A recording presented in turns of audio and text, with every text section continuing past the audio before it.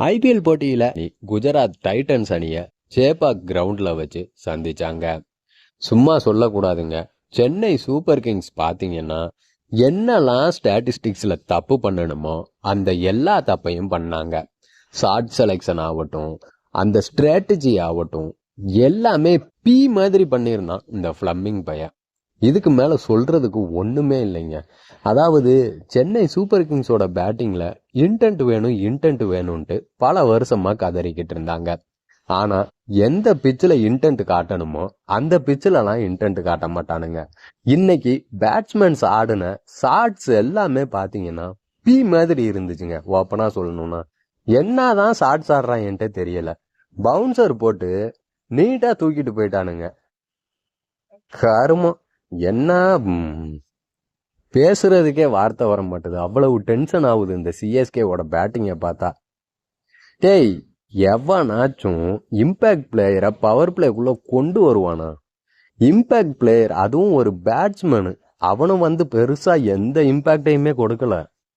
அதாவது அந்த ஊர்வில் பட்டான், சிவம் தூபே இருக்கான், ஜேமி ஓவர்டன் இருக்கான், கார்த்திக் சர்மா இருக்கான், அகில் ஹுசைனும் நல்லாவே பேட்டிங் ஆடுவாரு, அன்சுல் கம்போஜும் டீசென்டான பேட்டிங் ஆடுவாரு. ஏன் அது போ கடைசியில குர்ஜப்னீத் சிங் பெரிய பெரிய சிக்ஸர்ஸும் அடிப்பாரு. டிஎன்பிஎல்ல பார்த்துருக்கோம். இவ்வளவு பேட்டிங்கை வச்சுக்கிட்டு 2 விக்கெட் போயிருச்சுன்ற காரணத்துக்காக சர்ஃபராஸ் கான பவர் பிளேல இம்பாக்ட் பிளேயரா யூஸ் பண்ணது மிகப்பெரிய தவறான செயல். ஃபிளம்மிங்கு இவ்வளவு கேவலமா அவரோட மூளை வேலை செய்யும்ட்டு சத்தியமா எதிர்பார்க்கலைங்க. அவங்க இந்த மாதிரி சின்ன சின்ன தப்பெல்லாம் சரி பண்ணியே ஆகணும். அதாவது இந்த மேட்ச் ஆரம்பிக்கிறதுக்கு முன்னாடி ஒரு வீடியோ போட்டிருப்பேன். சிஎஸ்கேவுக்கு பிளே ஆஃபோடைய வாய்ப்பு பிரகாசமா இருக்கு அப்படின்ற மாதிரி. இந்த மேட்சோட பிளே ஆஃப் வாய்ப்பை மறந்துடுங்க. தயவு செஞ்சு உள்ள இருக்க ஆடாத பிளேயர்ஸுக்கு வாய்ப்பை கொடுங்க. இந்த ஸ்ரேயாஸ் கோபால்லாம் போன வருஷத்துல இருந்து சும்மாவே உட்கார வச்சிருக்கீங்க. ராமகிருஷ்ணா கோஸ் இருக்காரு. சிவம் டூபேவுக்குலாம் 2 மேட்ச் ரெஸ்ட்டை கொடுங்க. ராமகிருஷ்ணா கோஸை ஆட வைங்க. சிவம் டூபே வேர்ல்டு கப்ல இருந்து ரெஸ்டே இல்லாம டீம்ல ஆடிக்கிட்டு இருக்காரு. அவருக்கு ஒரு 2 மேட்ச் ரெஸ்ட் கொடுத்தீங்கன்னா அவரும் தன்னோட ஒரு டீசென்டான ஃபார்முக்கு வருவாரு. அந்த 2 மேட்ச் ராமகிருஷ்ணா கோஸை யூஸ் பண்ணி பாருங்க. இதுக்கு மேல சிஎஸ்கே பிளே ஆஃப்குள்ளலாம் போக முடியாது. அதாவது இதே பிச்சில் தான் ஜிடியோட பேட்ஸ்மேன்ஸும் ஆடினாங்க. எவ்வளவு அழகா இன்னிங்ஸை கொண்டு போய் 3 ஓவர் மிச்சம் வச்சு அடிச்சுட்டு போயிட்டானுங்க. ஆனா சிஎஸ்கேவோட பேட்ஸ்மேன் பண்ணணும். ருத்ராஜ் ஃபுல்லா டாட் பால் மட்டும்தான் ஆடுறாரு. 30 பாலுக்கு அப்புறம் காட்டின இன்டென்ட், 30 பாலுக்கு முன்னாடி ருத்துராஜ் இன்டென்ட்லாம் காட்ட வேணாம். ஸ்ட்ரைக்கை ரொட்டேட் பண்ணாவே போதும். ஸ்கோர் இன்னொரு 20 ரன் எக்ஸ்ட்ராவே வந்திருக்கும். அதையும் பண்ணாம ஃபுல்லா டாட் பாலா ஆடி 158 ரன்.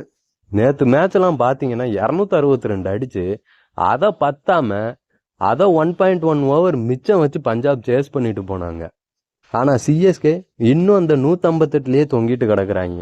அவன் 250 260 அடிச்சிட்டு இருக்கான். அதுவே சேஃபான ஸ்கோர் இல்லைன்ட்டு நம்மலாம் பேசிக்கிட்டு இருக்கோம். இவனுங்க இப்பதான் 158க்கே வந்திருக்கானுங்க. இந்த ஸ்கோரை வச்சு மயிர்னா கூட டிஃபெண்ட் பண்ண முடியாது. அதுவும் இம்பாக்ட் பிளேயரை பவர் பிளேக்குள்ளேயே யூஸ் பண்ணியாச்சு. ஒரு பவுலரும் ஷாட்டு. நம்ம ருத்துவுக்கு 6 பவுலர் இருந்தாதான் பவுலிங் ரொட்டேஷன்ஸை கரெக்டா பண்ண தெரியும். இன்னைக்கு அந்த ஒரு ஷாட்டு 5 பவுலரை வச்சுட்டு என்ன பண்றதுன்ட்டே தெரியல அவருக்கு. அகில் ஹுசைன் எல்லா மேட்சுமே காப்பாத்துவாருன்னு நினைக்க கூடாது. அவரும் மனுஷன் தான், ரோபோட் கிடையாது. இன்னைக்கு அவரோட டே இல்ல, அவருக்கு சரியா விழல. இப்படிதான் ஒவ்வொரு மேட்ச் புட்டுக்கிட்டு போகும். உங்களோட ஸ்ட்ராட்டஜியை கரெக்டா யூஸ் பண்ணணும். என்னடா இவ்வளவு பேசுறியே, நீ என்ன பெரிய கிரிக்கெட் பிளேயரான்லாம் கேட்காதீங்க. நம்ம நார்மலா கிரிக்கெட் பாக்குற நமக்கே இவ்வளவு தெரியுதுன்னா விளையாடுற அவனுங்களுக்கு ஏன் தெரிய மாட்டேதுன்ட்டு தெரியல.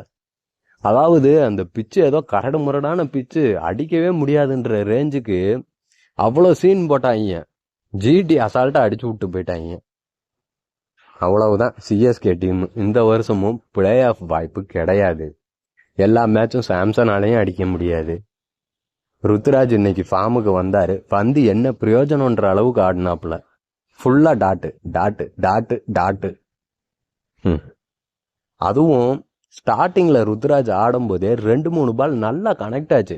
2 பவுண்டரியோட ஸ்டார்ட் பண்ணாரு அவரோட இன்னிங்ஸை. அதுக்கப்புறம் அவர் டாட் பால் ஆடினது ஏத்துக்கவே முடியாதுங்க. சத்தியமா ஏத்துக்க முடியாது. சர்ஃபராஸ் கான் ஆடின இடத்துல இன்னிங்ஸை டெவால்டு பிரீவிஸும் ருத்ராஜ் கைக்வாடும் கொஞ்சம் எடுத்துட்டு போயிட்டு கடைசியில முடியலையா அந்த இம்பாக்ட் பிளேயரை யூஸ் பண்ணுங்க. கார்த்திக் சர்மா இன்னைக்கு ஓரளவுக்கு இன்டென்ட் காட்டினாரு. ஆனா எக்ஸ்பீரியன்ஸ் சுத்தமா கிடையாது. எந்த பாலை எங்க அடிக்கன்ட்டு அவர் ஆடி அவுட் ஆன ஷாட் பாத்தீங்கன்னா என்ன பண்றதுன்ட்டே தெரியாம அந்த பாலுக்கு அவுட் ஆன மாதிரி தான் இருந்துச்சு. ஜிடியோட பவுலர்ஸ் சூப்பராகவே போட்டு செய்ய, அதாவது ஜிடியை பார்த்தீங்கன்னா எம்ஐ மிகப்பெரிய ஒரு மார்ஜினில் ஜெயிச்சுட்டு வந்தாங்க. அந்த எம்ஐயை சிஎஸ்கே மிகப்பெரிய மார்ஜினில் அடித்து துரத்துனாங்க. இப்போ அந்த எம்ஐ கிட்ட மிகப்பெரிய மார்ஜினில் தோத்த ஜிடி எம்ஐ கிட்ட மிகப்பெரிய மார்ஜினில் ஜெயிச்ச சிஎஸ்கேவை மிகப்பெரிய மார்ஜினில் போட்டு பொழந்து விட்டானுங்க. இதுக்கு மேலே சிஎஸ்கேவுக்கு பிளே ஆஃப் வாய்ப்பு இருக்குது அப்படின்னு நீங்கள் நம்புறீங்களா? இந்த ஆட்டத்தை பற்றி நீங்கள் என்ன நினைக்கிறீங்க அப்படின்றத நம்மளோட கமெண்ட்டாக போடுங்க. இதுக்கு மேலே என்னால் புலம்ப முடியாதுங்க. போதும் சிஎஸ்கே மேட்ச் பார்த்து இவனுங்களை நம்பி ஊரெல்லாம் வாய் விட்டு நாளைக்கு நம்ம வீட்டை விட்டு வெளியே போனோம்னா இவங்களை நம்பி வாய் விட்டு ஃபேன்ஸ் நம்ம தான் வீணாக போகிறோம். அவனுங்களுக்கு என்ன சம்பளத்தை வாங்கிட்டு அவனுங்க பாட்டுக்கு சுற்றிட்டு திரியிறாங்க. என்னடா ஒரு மேட்சுக்காக இவ்வளோ ஆதங்கப்படுறோம்லாம் யோசிக்காதீங்க. அந்த ஆதங்கம் ஒவ்வொரு சிஎஸ்கே ஃபேன்ஸுக்கு மட்டும்தான் தெரியும். பொறுத்து இருந்து பார்ப்போம். இன்னும் எவ்வளோ 6 மேட்ச் இருக்குன்னு நினைக்கிறேன்.